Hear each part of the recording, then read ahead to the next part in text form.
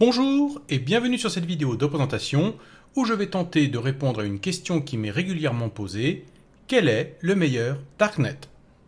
Alors nous allons nous intéresser aux 4 principaux Darknet qui existent aujourd'hui que sont Tor, I2P, Freenet et ZeroNet. Et ce que nous allons faire, c'est évaluer les différents objectifs que vous voulez atteindre en utilisant un Darknet et les classer en fonction de leur capacité à atteindre au mieux cet objectif. Alors, quel objectif voulez-vous atteindre? Car finalement, la question qu'il faut se poser, ce n'est pas quel est le meilleur Darknet, mais quel est le meilleur Darknet pour vous et l'objectif que vous voulez atteindre. Donc nous allons voir ici les principaux objectifs que l'on cherche à atteindre lorsque l'on utilise un Darknet. Le premier objectif est très souvent être anonyme sur le web. Et je dis bien sur le web, c'est-à-dire lorsque vous visitez des sites internet qui sont sur le web conventionnel. Là, je sais que vous pensez déjà à certains Darknet qui permettent de faire ça.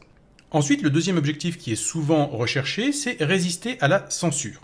Vous voulez que le contenu que vous mettez sur Internet ne puisse pas être supprimé par quiconque, voire même pas par vous-même.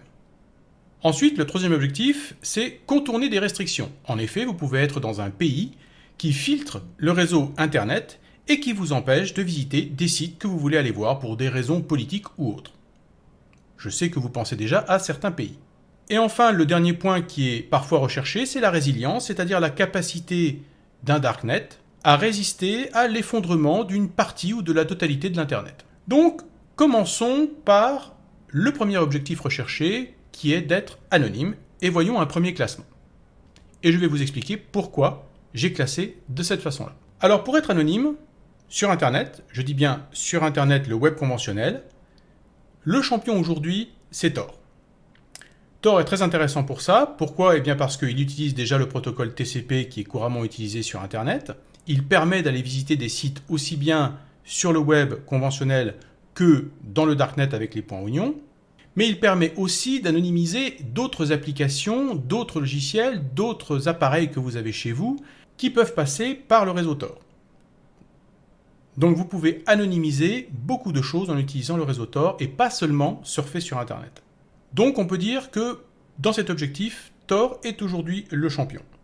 Ensuite vient I2P parce qu'il est moins adapté pour aller visiter des sites internet qui se trouvent sur le web conventionnel. Donc ici on parle vraiment d'aller visiter des sites sur le web conventionnel et là I2P est moins adapté, mais arrive cependant en second car c'est possible en utilisant quelque chose qui ressemble au relais de sortie de Tor.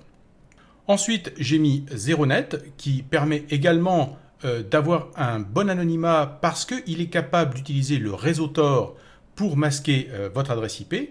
Donc, il va bénéficier automatiquement donc, de la puissance de Tor pour pouvoir vous anonymiser, à condition bien sûr que vous utilisiez le paramétrage nécessaire dans ZeroNet pour passer par Tor. Donc ZeroNet n'est intéressant pour l'anonymisation que si vous passez par le réseau Tor également en utilisant ZeroNet. Et enfin en dernier, Freenet, qui ne vous anonymise pas du tout, qui ne fait que masquer ce que vous faites en fait sur le réseau Darknet et qui en plus ne permet pas, donc, tout comme ZeroNet, d'aller sur des sites internet conventionnels. Donc là, ce n'est vraiment pas leur objectif, ni à Freenet, ni à ZeroNet d'ailleurs, qui ne permettent pas d'aller sur des sites internet que l'on trouve sur le web habituellement. Voyons maintenant le deuxième objectif, résister à la censure. Et là, vous voyez que le classement est totalement différent, voire totalement inversé. C'est-à-dire que là, Freenet est le champion incontesté dans ce domaine. Il est impossible de censurer quoi que ce soit sur Freenet, à moins de faire tomber tous les nœuds du réseau. Donc là, si vous voulez une résistance maximum à la censure, c'est vraiment Freenet qu'il faut choisir. Ensuite, j'ai mis en deuxième ZeroNet. Pourquoi? Parce que ZeroNet n'est pas totalement anti-censure, puisqu'il permet quand même aux utilisateurs de pouvoir supprimer de leur cache des sites qu'ils ont visités et qu'ils estiment ne pas vouloir distribuer à d'autres utilisateurs du réseau. Donc ce n'est pas totalement anti-censure, c'est un peu comme les réseaux fédérés, c'est-à-dire on choisit un petit peu ce que l'on veut censurer ou pas censurer. Enfin, viennent en troisième et en quatrième I2P et Tor. Pourquoi Tor est en dernier? Tout simplement parce que Tor, on le sait, plusieurs sites sont tombés sur Tor maintes fois, et on sait très bien qu'ils ne peuvent pas garantir la suppression de sites internet et la censure de sites internet qui se trouveraient sur leur réseau. I2P est meilleur dans ce domaine parce qu'il est plus décentralisé que Tor. Et donc c'est un réseau qui est beaucoup plus distribué que ne l'est Tor. Voyons maintenant l'objectif de contourner des restrictions qui sont dans votre pays. Là, Tor est également le champion puisque les développeurs de Tor ont particulièrement travaillé sur ce sujet pour permettre aux pays qui ont des restrictions très fortes de pouvoir continuer de communiquer vers l'extérieur, de pouvoir visiter des sites qui, sans Tor, seraient totalement bloqués par l'état de leur pays. Donc Tor, dans ce domaine, est vraiment le champion incontesté et fonctionne très bien. Bien sûr, il faut avoir quelques connaissances pour savoir comment utiliser un bridge, un pont, qui va vous permettre donc de sortir un petit peu des frontières du pays dans lequel vous êtes pour pouvoir contourner les restrictions. I2P est également intéressant dans ce domaine puisqu'il est capable de contourner des restrictions et qu'en plus il utilise deux protocoles, TCP et UDP. Donc on a le choix de pouvoir passer par différents canaux pour pouvoir contourner les restrictions. Alors ZeroNet, bien sûr, peut contourner les restrictions puisqu'il peut passer par le réseau Tor. Donc là encore, ZeroNet va bénéficier de la puissance de Tor pour pouvoir contourner les restrictions. Donc si vous préférez des réseaux plutôt distribués comme ZeroNet, eh bien c'est un bon choix pour contourner des restrictions en utilisant Tor. Et enfin, en dernier, Freenet. Pourquoi? Parce que Freenet utilise uniquement le protocole UDP et donc il serait assez facile de bloquer le protocole UDP et de rendre totalement inutilisable Freenet à l'extérieur du pays dans lequel il se trouve.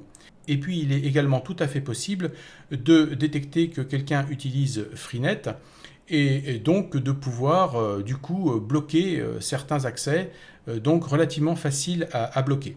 Bien sûr, ici, je parle de Freenet en mode OpenNet et non pas en mode Darknet, puisqu'en mode Darknet, là, vous ne cherchez pas à sortir du réseau de votre pays, mais plutôt d'être en petit comité, donc au sein du pays dans lequel vous êtes. Donc là, ce n'est pas du tout la même utilisation. Mais disons que Freenet n'a pas du tout été conçu pour ça. Tout dépendra de comment le réseau a été paramétré dans le pays où vous êtes. Et enfin, dernier objectif, la résilience. Et dans ce domaine, Freenet est très bon puisqu'il est totalement distribué et ne dépend d'aucun serveur. Donc, il est capable également de continuer de fonctionner avec du matériel vraiment minimum puisqu'il n'a pas besoin de routage particulier et donc il sait s'autogérer tout seul. C'est un réseau vraiment très autonome. I2P est également un réseau qui est très bien distribué et qui donc va résister assez bien à un effondrement de serveurs ou autres sur Internet. ZeroNet également est capable de résister. Alors, on peut dire un peu que Freenet, I2P et ZeroNet sont un peu coude à coude là dans ce domaine parce que ce sont des réseaux qui sont plutôt bien distribués et qui ne dépendent pas de systèmes centralisés. Mais attention, ZeroNet a quand même besoin de Tor pour compléter un petit peu ses capacités, en particulier sur l'anonymat. Et comme vous voyez, Tor a été classé 4e parce que Tor, ici, n'est pas totalement décentralisé, ce n'est pas un réseau totalement distribué. Et Tor dépend en fait de relais de sortie, dépend également de serveurs qui contiennent des annuaires. Donc Tor peut tomber assez facilement.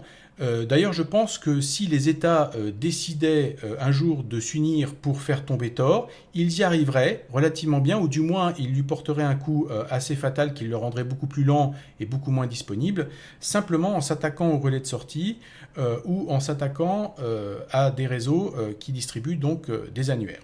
Donc vous voyez encore ici que le classement est encore différent.